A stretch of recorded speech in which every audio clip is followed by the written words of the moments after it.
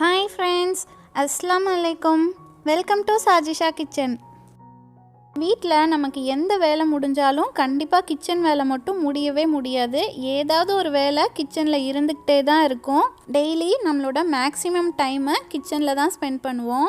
இன்றைக்கி சேனலில் நம்மளோட கிச்சன் வேலைகளை எப்படி பாதியாக குறைச்சி டக்குன்னு வேலையை முடிக்கிறதுன்னு தான் பார்க்க போகிறோம். இந்த வீடியோ எல்லாருக்கும் ரொம்பவே யூஸ்ஃபுல்லாக இருக்கும். ஸோ வீடியோவை ஸ்கிப் பண்ணாமல் ஃபுல்லாக பாருங்கள். வாங்க ஃபஸ்ட்டு டிப்ஸ் என்னென்னு பார்க்கலாம். குக்கரில் நம்ம வெஜிடபிள்ஸை பாயில் பண்ணுறதுக்கு வச்சோன்னா அது கூடவே இன்னொரு ஐட்டமையும் சேர்த்து வச்சு நம்ம ஸ்டீம் கூட பண்ணிக்கலாம். குக்கரில் கொஞ்சமாக தண்ணி எடுத்துகிட்டு அதுக்குள்ளே முழு உருளைக்கிழங்கை வாஷ் பண்ணி ஆட் பண்ணிக்கோங்க. உருளைக்கிழங்கை கட் பண்ணிடாதீங்க. இப்போ நான் இது கூடவே எக்கையும் ஸ்டீம் பண்ணி எடுக்க போகிறேன். எக்கை நல்லா வாஷ் பண்ணிவிட்டு ஒரு கிண்ணத்தில் வச்சுக்கோங்க. இப்போ இந்த கிண்ணத்தை நீங்கள் குக்கருக்குள்ளே வச்சுருங்க. இப்போது குக்கரை க்ளோஸ் பண்ணிவிட்டு ஒரு 2 விசில் மட்டும் நம்ம வச்சு எடுத்துக்கலாம். ஸ்டீம் நல்லா ரிலீஸ் ஆனதுக்கப்புறம் நம்ம மூடியை ஓப்பன் பண்ணிடலாம். பாருங்கள், நம்மளோட எக் நல்லாவே ஸ்டீம் பாயில் ஆயிடுச்சு. அட் த சேம் டைம் நம்மளோட உருளைக்கிழங்கும் பாருங்கள் நல்லாவே குக் ஆயிடுச்சு. இதே மாதிரி எக்குக்கு பதிலாக நீங்கள் வேறு ஏதாவது ஸ்டீம் பண்ணுற பொருளை கூட அடிஷ்னலாக கிண்ணத்தில் வச்சு ஸ்டீம் பண்ணிக்கலாம். ஒரே நேரத்தில் நம்ம உருளைக்கிழங்கு அண்ட் எக் ரெண்டையும் குக் பண்ணிட்டோம். ஸ்டீம் பண்ணின எக்கை ஒரு 10 மினிட்ஸ் இந்த மாதிரி கூல் வாட்டரில் போட்டு வச்சுருங்க. அதுக்கப்புறம் பாருங்கள், நான் லைட்டாக இந்த மாதிரி டேப் பண்ணோன்னே ஓடு ஃபுல்லாக கலண்டுட்டு வந்துருச்சு. பாருங்க, கொஞ்சம் கூட முட்டை ஓட்டில் ஒட்டவே இல்லை. ரொம்பவே சூப்பராக மொழுன்னு முட்டை கிடச்சிருச்சு.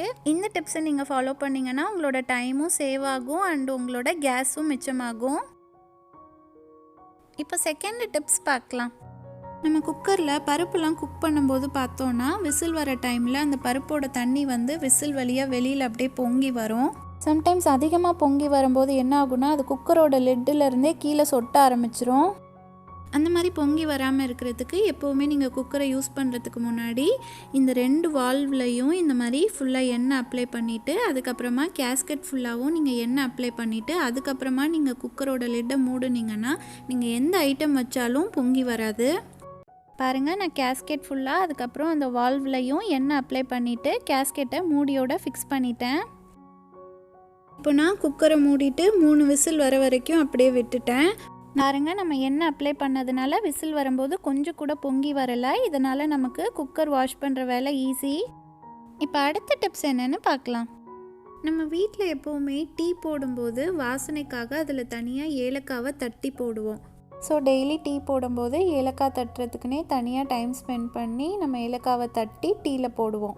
நம்ம டெய்லி இப்படி தனித்தனியாக ஏலக்காவை தட்டி போட்டுட்ருக்கிறதுக்கு பதிலாக டீ தூளோட மொத்தமாக ஒரு 10-15 ஏலக்காவை தட்டி ஆட் பண்ணி வச்சுட்டோன்னா நம்ம எப்போவும் டீ போடும்போது வெறும் டீ தூள் மட்டும் போட்டுக்கலாம். அதில் ஆல்ரெடி ஏலக்காய் இருக்கிறதுனால நம்மளோட டீ வந்து நல்லா ஏலக்காய் ஃப்ளேவர்லேயே இருக்கும். உங்களுக்கு சுக்கு பிடிச்சிருந்துச்சுன்னா இதில் சுக்கு கூட தட்டி ஆட் பண்ணி வச்சுக்கலாம். ஸோ உங்களோட நேரத்தையும் மிச்சப்படுத்தலாம். இப்போ அடுத்த டிப்ஸ் என்னென்னு பார்க்கலாம். எப்போவுமே இந்த மாதிரி சின்ன வெங்காயம் பூண்டு தோல் உரிக்கிறதுக்கு பார்த்திங்கன்னா ரொம்பவே டைம் ஆகும். இப்போ நம்ம ரொம்பவே சிம்பிளாக நிமிஷத்தில் எப்படி தோல் உரிக்கிறதுன்னு தான் பார்க்க போகிறோம். தேவையான பூண்டையும் சின்ன வெங்காயத்தையும் ஸ்டீம் பிளேட் இல்லைன்னா இட்லி பிளேட்டில் எடுத்துக்கோங்க. இப்போ ஒரு பாத்திரத்தில் தண்ணி ஊற்றி தண்ணி கொதி வந்ததும் அது மேலே இந்த ஸ்டீம் பிளேட்டை வச்சுக்கோங்க. 1 மினிட்லேருந்து 2 மினிட் வரைக்கும் இதை அப்படியே ஸ்டீமில் மூடி வச்சுருங்க. அதுக்கு மேலே ஸ்டீம் பண்ணக்கூடாது. 2 மினிட்ஸ்க்கு அப்புறம் அடுப்பை ஆஃப் பண்ணிவிட்டு மூடியை ஓப்பன் பண்ணிடுங்க. இப்போது கை பொறுக்கிற சூடு வந்ததுக்கப்புறமா நம்ம ரொம்பவே ஈஸியாக தோல் உரிச்சிடலாம். பாருங்கள், நான் பூண்டை லைட்டாக பீல் பண்ண உடனே ஃபுல்லாக கலண்டுட்டு வந்துருச்சு.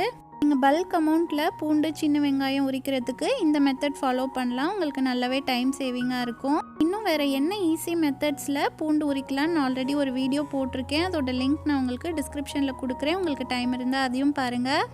1 நிமிஷத்துக்குள்ளே பாருங்கள், நம்ம இவ்வளோ பூண்டையும் உரிச்சிட்டோம். இப்போ இதை இந்த மாதிரி ஒரு டப்பாவில் போட்டு ஃப்ரிட்ஜில் ஸ்டோர் பண்ணி வச்சுக்கலாம். இதே மாதிரி நம்ம சின்ன வெங்காயத்தையும் ரொம்ப ஈஸியாக தோல் உரிச்சிடலாம். ஹெட் போர்ஷனை மட்டும் கத்தியில் கட் பண்ணிட்டோன்னா போதும். தோல் வந்து ஈஸியாக கலண்டுட்டு வந்துடும். இந்த மெத்தடில் நம்ம சின்ன வெங்காயம் உரிக்கும்போது நம்ம கண்லேயும் தண்ணி வராது. 1 வாரத்துக்கு தேவையான சின்ன வெங்காயத்தையும் பூண்டையும் ஃப்ரீ டைமில் இந்த மாதிரி தோல் உரித்து ஃப்ரிட்ஜில் ஸ்டோர் பண்ணி வச்சிட்டோன்னா நமக்கு சமைக்கும்போது ரொம்பவே டைம் சேவிங்காக இருக்கும். இப்போ 5th டிப்ஸ் பார்க்கலாம். எப்போவுமே நம்ம ஏதாவது வதக்கி அரைக்கணும் அப்படின்னா அதோட சூடு ஆறுனதுக்கப்புறம் தான் நம்ம மிக்சியில் போட்டு அரைப்போம். பட் சம்டைம்ஸ் நமக்கு எமர்ஜென்சியாக அரைக்கணும் அப்படின்னா கவலைப்படாதீங்க, ரொம்பவே சிம்பிளாக இந்த மாதிரி 2 ஐஸ் க்யூப்பை மிக்சி ஜாரில் ஆட் பண்ணிவிட்டு அதுக்கப்புறமா அரைங்க. எந்த ப்ராப்ளமும் இல்லை. நீங்கள் ஐஸ் க்யூப் ஆட் பண்ணுறதுனால நீங்கள் அரைக்கிற பொருள் வந்து தண்ணி ஆகிடும்னு பயப்படாதீங்க. பாருங்கள், 2 ஐஸ் க்யூப் ஆட் பண்ணதுக்கப்புறமும் என்னோட சட்னி அதே கன்சிஸ்டன்சியில் தான் இருக்குது. இந்த மாதிரி நம்ம செய்கிறதுனால நம்மளோட டைமும் சேவ் ஆகும். இப்போ அடுத்த டிப்ஸ் பார்க்கலாம். நம்ம கடையிலேருந்து புதினாலாம் வாங்கிட்டு வந்ததுக்கப்புறமா காம்புலேருந்து இந்த மாதிரி இலையை மட்டும் பிச்சு தான் ஸ்டோர் பண்ணி வைப்போம். பட் இந்த மாதிரி ஒவ்வொரு இலையாக பிக்கிறதுக்கு நமக்கு ரொம்ப நேரம் ஆகும். ரொம்பவே சிம்பிளாக இந்த மாதிரி உங்கள் வீட்டில் இருக்க ஜல்லி கரண்டி எடுத்துக்கோங்க. அதுக்குள்ளே புதினாவோட காம்போட இந்த மாதிரி உள்ளே விட்டுருங்க. இப்போது காம்பை கீழே பிடிச்சி இழுத்திங்கன்னா போதும், புதினா இலையெல்லாம் தனித்தனியாக பிஞ்சு கரண்டியோட டாப் போர்ஷனில் இந்த மாதிரி நமக்கு கிடச்சிரும். இதே மாதிரி நம்ம ஒவ்வொரு காம்பாக ஜல்லிக்கரண்டிக்குள்ளே விட்டு ஈஸியாக புதினா இலையை பிச்சிடலாம். ஜல்லிக்கரண்டிக்கு பதிலாக நீங்கள் கேரட் துருவியை கூட யூஸ் பண்ணலாம். ஒரு கட்டு புதினாவாக இருந்தாலும் ஒரே நிமிஷத்தில் காம்புலேருந்து ஈஸியாக ரிமூவ் பண்ணிடலாம். பாருங்கள், காம்புலேருந்து புதினாவை எல்லாத்தையும் செப்பரேட் பண்ணிட்டோம். இப்போ இந்த புதினாவை ஸ்டோர் பண்ணுறதுக்கு இந்த மாதிரி ஒரு பாக்ஸ் எடுத்துக்கோங்க. பாக்ஸோட பாட்டமில் இந்த மாதிரி டிஷ்யூவை வச்சுக்கோங்க. இப்போ இந்த டிஷ்யூ மேலே எல்லா புதினாவையும் வைங்க. புதினாவை மொத்தமாக அமுத்தி வைக்கக்கூடாது, சும்மா லைட்டாக லூஸாக இருக்கிற மாதிரி வைங்க. எல்லா புதினாவையும் பாக்ஸில் வச்சதுக்கப்புறமா மேலே திரும்ப இந்த மாதிரி ஒரு டிஷ்யூ வச்சு பாக்ஸை க்ளோஸ் பண்ணி ஃப்ரிட்ஜில் வச்சுருங்க. இந்த மாதிரி நீங்கள் புதினாவை ஸ்டோர் பண்ணி வைக்கும்போது உங்களோட புதினா ரொம்ப நாளைக்கு அப்படியே ஃப்ரெஷ்ஷாகவே இருக்கும். இப்போ அடுத்த டிப்ஸ் பார்க்கலாம். ஜென்ரலாகவே காஞ்ச மிளகாலாம் பார்த்திங்கன்னா நம்ம சட்னிக்கு யூஸ் பண்ணுறதை விட தாளிக்கிறதுக்கு தான் அதிகமாக யூஸ் பண்ணுவோம். ஸோ எப்போவுமே நீங்கள் காஞ்ச மிளகாவை ஸ்டோர் பண்ணும்போது இந்த மாதிரி சிசரில் கட் பண்ணிவிட்டு அதுக்கப்புறமா அந்த கட் பண்ண பீசஸை நீங்கள் டப்பாவில் போட்டு ஸ்டோர் பண்ணிங்கன்னா உங்களுக்கு தாளிக்கிறதுக்கு எடுக்கிறதுக்கு ரொம்பவே ஈஸியாக இருக்கும். பிகாஸ் நம்ம தாளிக்கிற டைமில் முழு மிளகாயை எடுத்து நம்மளால் கையில் அவ்வளோ ஈஸியாக பிக்க முடியாது. அந்த டைமில் நம்ம சிசரில் கட் பண்ணி யூஸ் பண்ணுறதுக்கு பதிலாக இந்த மாதிரி நீங்கள் ஆல்ரெடி கட் பண்ணி ஸ்டோர் பண்ணி வச்சிட்டிங்கன்னா உங்களுக்கு எடுத்து யூஸ் பண்ணுறதுக்கு ரொம்பவே ஈஸியாக இருக்கும். அண்ட் உங்களோட டைமும் நல்லா சேவ் ஆகும். இப்போ 8th டிப்ஸ் பார்க்கலாம். நம்ம வீட்டில் எப்போவுமே சப்பாத்தி போடும்போது அதை தேய்க்கிறதுக்காக தனியாக ஒரு கிண்ணத்தில் இல்லை டப்பாவில் மாவு எடுத்து வச்சுக்குவோம். அதுக்கப்புறம் யூஸ் பண்ணிவிட்டு அதை திரும்பவும் ஸ்டோர் பண்ணி வச்சுருவோம். அந்த மாதிரி நம்ம யூஸ் பண்ணும்போது சம்டைம்ஸ் தெரியாமல் மாவு டப்பாவில் தண்ணி இல்லை எண்ணெய்லாம் கூட பட்டுரும். அதை அவாய்ட் பண்ணுறதுக்காக இந்த மாதிரி காலியான உப்பு டப்பா எடுத்துக்கோங்க. அதில் ஒரு சைடு ஸ்ப்ரிங்கிள் பண்ணிக்கலாம், இன்னொரு சைடு வந்து மாவை தூவிக்கலாம். அந்த டப்பாவில் கொஞ்சமாக கோதுமை மாவு இல்லை மைதா மாவு எந்த மாவு உங்களுக்கு யூஸ் பண்ணுவீங்களோ அந்த மாவை கொட்டி வச்சுக்கோங்க. நீங்கள் சப்பாத்தி போடும்போது இந்த டப்பாவில் இருக்க மாவை ஈஸியாக ஸ்ப்ரிங்கிள் பண்ணி நீங்கள் தேய்ச்சி விட்டுக்கலாம். உங்ககிட்ட இந்த மாதிரி உப்பு டப்பா இல்லைன்னா நீங்கள் பெருங்காயம் காலி ஆனதுக்கப்புறம் அதில் மாவு கொட்டி கூட யூஸ் பண்ணிக்கலாம். இந்த மாதிரி நீங்கள் செய்யும்போது உங்களோட டைமும் சேவ் ஆகும். இப்போ 9th டிப்ஸ் பார்க்கலாம். இந்த காலத்தில் பார்த்தோன்னா எல்லார் வீட்லேயும் அம்மிக்கல் இருக்கும்னு சொல்ல முடியாது. ஸோ நம்ம மேக்ஸிமம் எல்லாமே மிக்சியில் தான் நுணுக்கிறதுக்கு யூஸ் பண்ணுவோம்.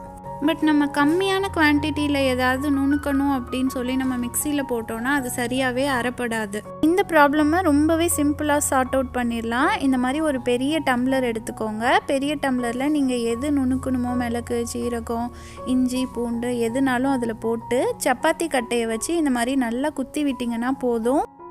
ஒரு 1 or 2 மினிட்ஸ்லேயே ரொம்ப ஈஸியாக நீங்கள் போட்டிருக்க பொருளை நுணுக்கிடலாம்.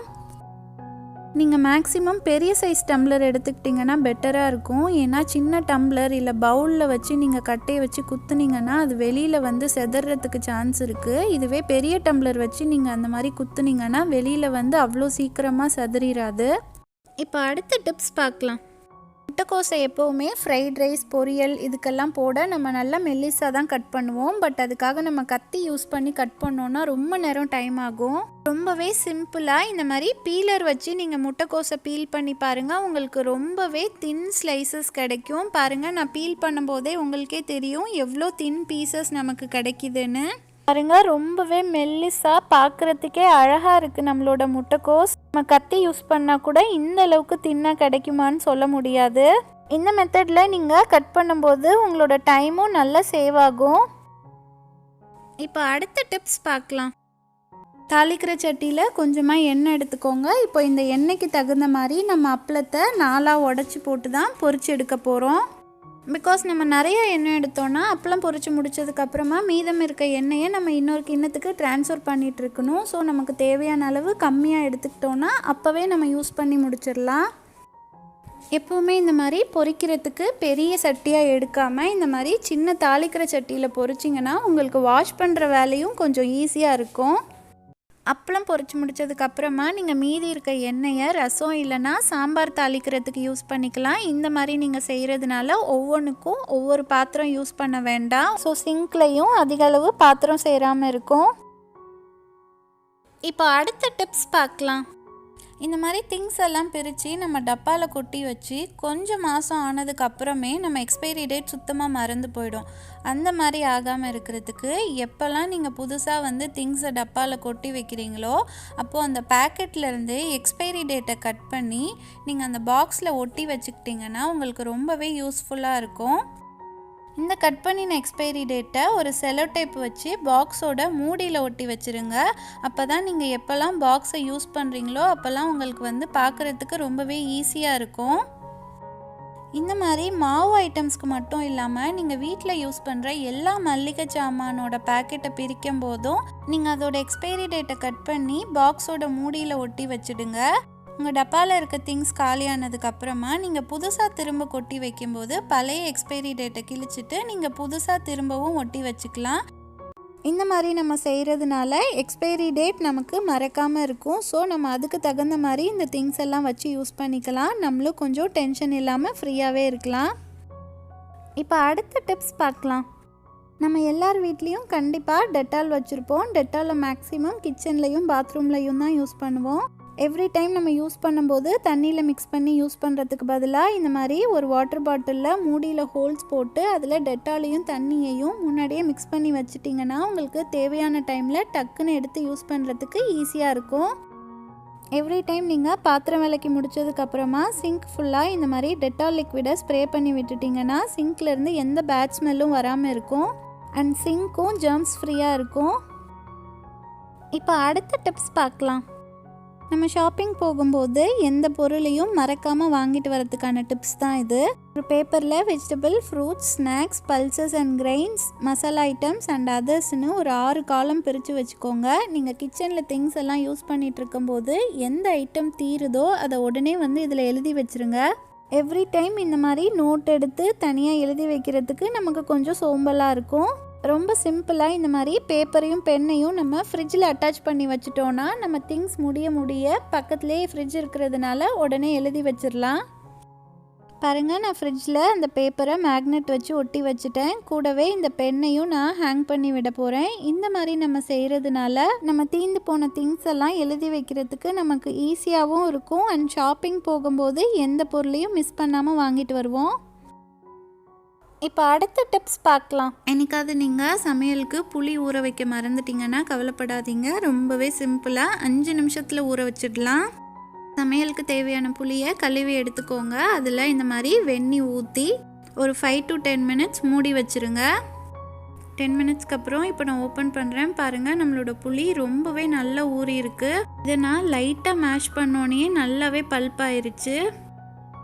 நிறைய பேர் பார்த்திங்கன்னா இந்த புளி தண்ணியை டைரெக்டாக கையில் ஃபில்டர் பண்ணி ஃபுட் ஐட்டம்ஸில் ஊற்றுவாங்க. அந்த மாதிரி செய்யும்போது 1-2 புளியோட சக்கை ஃபுட் ஐட்டம்ஸில் போகிறதுக்கு சான்ஸ் இருக்குது.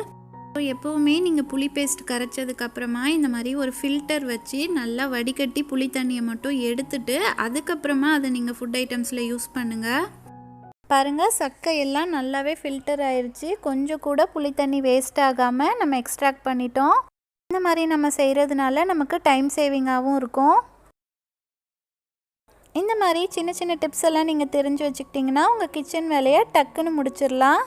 என்னோட இந்த வீடியோ உங்கள் எல்லாருக்கும் ரொம்பவே யூஸ்ஃபுல்லாகவும் டைம் சேவிங்காகவும் இருக்கும்னு நினைக்கிறேன். இந்த வீடியோ உங்களுக்கு பிடிச்சிருந்தா வீடியோவை லைக் பண்ணுங்கள். உங்கள் ஃப்ரெண்ட்ஸ் அண்ட் ஃபேமிலி மெம்பர்ஸ்க்கும் ஷேர் பண்ணுங்கள். மறக்காமல் சஜிஷா கிச்சனுக்கும் சப்ஸ்கிரைப் பண்ணிவிடுங்க. அப்போ தான் நான் போடுற புது வீடியோஸோட நோட்டிஃபிகேஷன் உடனே உங்களுக்கு வரும். Thank you all so much for watching. அடுத்து ஒரு சூப்பர்பான வீடியோவில் மீட் பண்ணலாம். Until then, Assalamu alaikum.